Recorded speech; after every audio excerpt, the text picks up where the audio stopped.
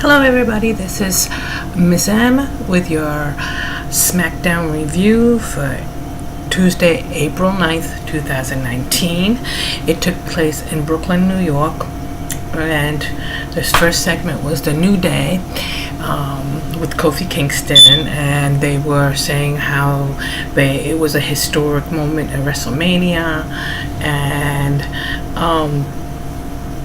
they're here to celebrate Kofi Kingston and how they reshaped the culture and made history, as I said earlier, with the victory that Kofi Kingston had against Daniel Bryan to become the new WWE champion, in which they did, and together they redefined culture and history as the trio, the New Day, and they definitely innovative and fun to watch too. They're very entertaining, of course. So Kingston said that this wasn't supposed to happen, this wasn't in the cards, but here we are, right? It wasn't in the cards. It wasn't planned for Kofi Kingston to face Daniel Bryan, but here we are, right? And here he is as champion, right? So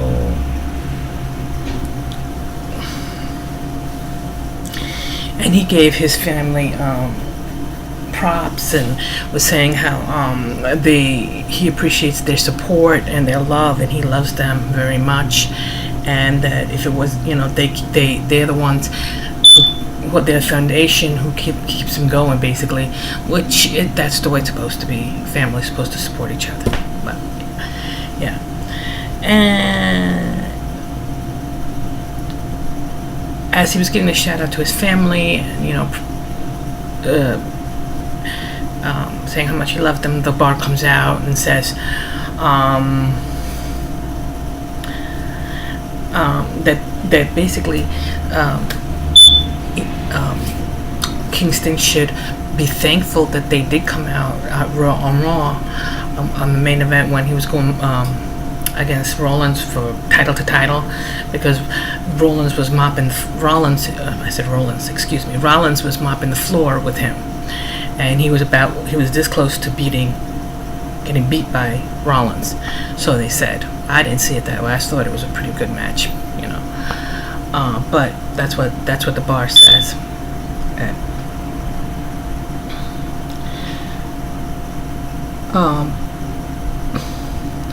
So they would like to propose a match between them and the New Day and the bar. And Big E said, I think your math is a little off here, because you're 2, we're 3, something's wrong with that figure. Mathematics not right. And they said, oh, don't worry, the match is still on, because see, at Raw we made a friend, and I hope you're prepared for what we have and outcomes. This guy, that's a psychopath, Drew McIntyre. So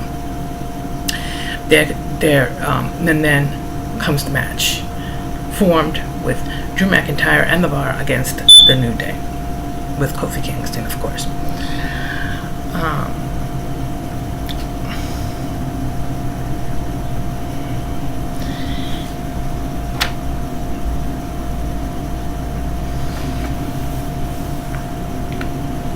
Then Aleister Black and Ricochet teamed up with Ali, formerly Mustafa Ali, but now it's just plain old Ali. And they faced Rusev, Nakamura, and Andrade, formerly Andrade Cien, now Andrade. And in which Ali and Aleister Black and Ricochet won with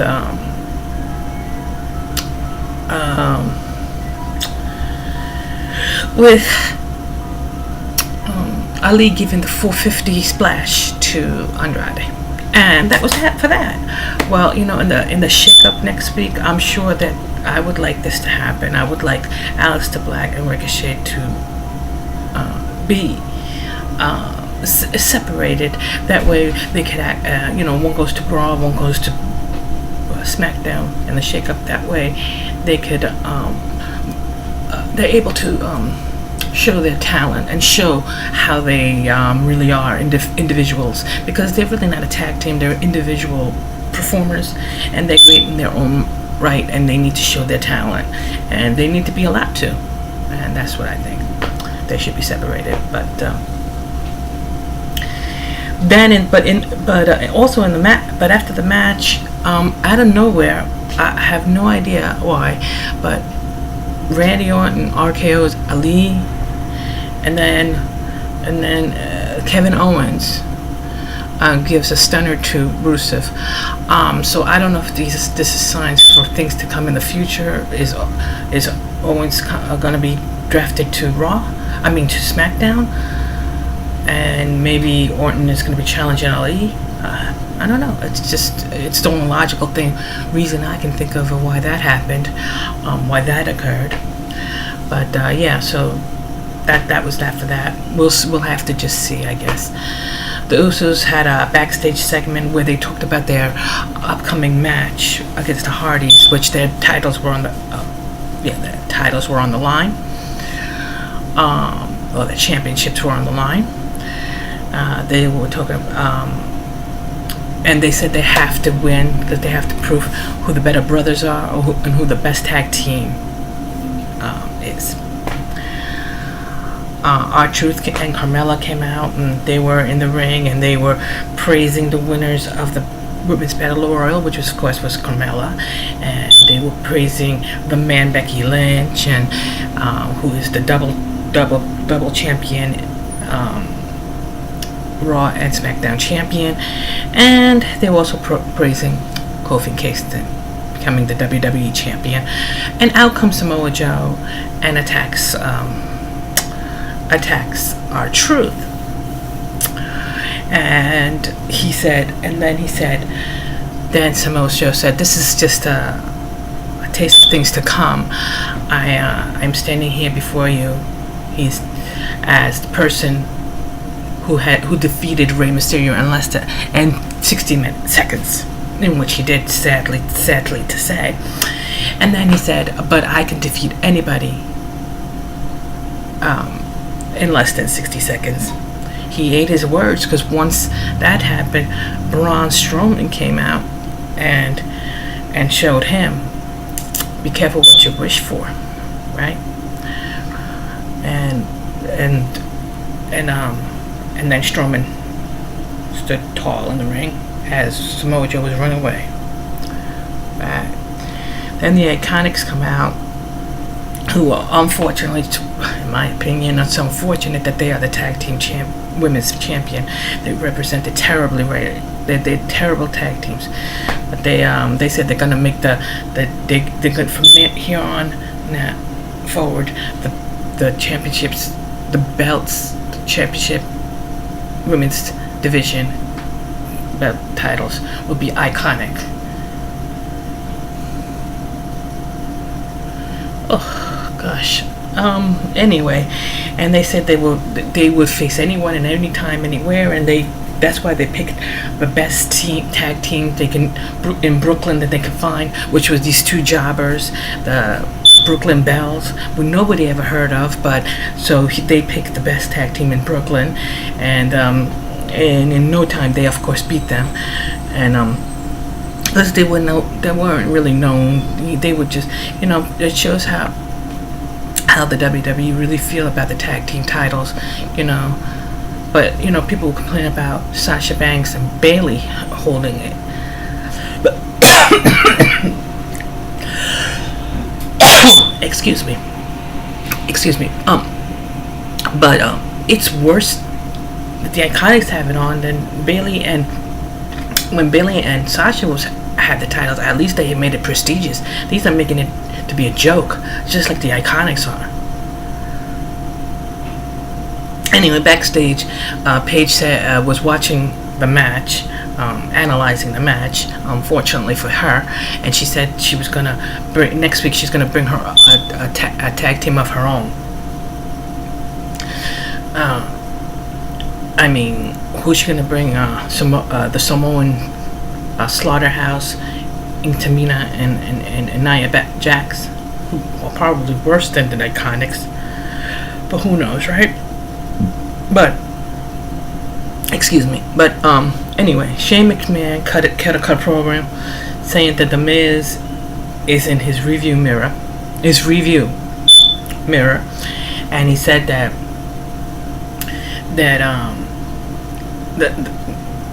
George Mizayan, the Miz's father, who will be known as Mr. Miz, and everybody was saying Mr. Miz, Mr. Miz, Mr. Miz, and everything like that, chanting it. And he said that he had a nice shiner that he said that Mr. Miz gave him, and then because he had the audacity to come in the ring and give him a nice shiner. And then McMahon, yes, he said that he had to defend himself, so that 68-year-old potato head face and his son got exactly what he did. He's at WrestleMania. Then he started, like he did last week, he started bullying the ring announcer because the ring announcer wasn't announcing him the proper, or the way that he felt he needed to, as the greatest in the world. And he said, the ring announcer said he was afraid because the Brooklyn fans had that threatened him. And McMahon said, okay, Shane McMahon said, well, the only person you have to worry about is me. And then he grabbed him by the collar and basically made him do it the way he wanted to do, and all the way down the ramp. It was really stupid to me. To me, that's really, that shows he's showing his power again, which he can as a McMahon, I guess, But doesn't make it right, because what is he gonna challenge the ring announcer? Come on, pathetic, right? But anyway, then the end was the next match was the Usos and then versus the Hardys, in which the Hardys won and became the new tag team champions, with Matt Hardy giving one of the Usos the twist of fate, and Jeff Hardy ended with a beautiful swanton bomb. Now, many will say that the Usos are the greatest tag teams in the world, but the Hardys have a reputation of being the best in the world too. So for them to win the titles, I thought it was really good for them. I mean, down the line, I'm sure that the Usos will get a rematch, because they are, I would think, in the same category, the same caliber as the Hardys. Hardys may be a little higher because they have more experience, but Usos definitely made their mark in the wrestling tag team division. That's just my opinion. It's what I think. But anyway, Becky Lynch cut a promo stating that on Monday she was there to celebrate her victory, being the now she says double title Becky, or something like that, she says, in which Vince McMahon doesn't like the word belt. That's something that holds up your pants, so he said. But I guess he's letting her get away with it, I guess, because she's Becky Lynch. But but unfortunately, she said that celebration, was ruined because Lacey Evans interrupted. Right. And she said that she knows there's going to be a tsunami of women to challenge her, but she's going to be she's the redheaded devil, and they're going to have to, rip the titles off for her, for them to beat her. Well, I hope they really make this match. That way we can see how Lacey Evans is really in the ring, especially the ones who have never seen NXT, like me. So, let's see what she's got, if she's really competition for Becky Lynch. But SmackDown and Raw's champion. Let's see what she got, instead of making her walking up and down the ramp as she's been doing for weeks and weeks. Because if they don't do nothing, then there's no need for her to be in the WWE. Got enough eye candy. Anyway, the New Day versus The Bar and Drew McIntyre, and for some reason Sami Zayn came out briefly before the match, was about to say something, and he said, and the fans were singing along with his song, his entrance song, and he looked around and he said, you're not even worth it, and then he just walked out. Okay. So anyway, then ensued the match. It was a good match, and the New Day won, and as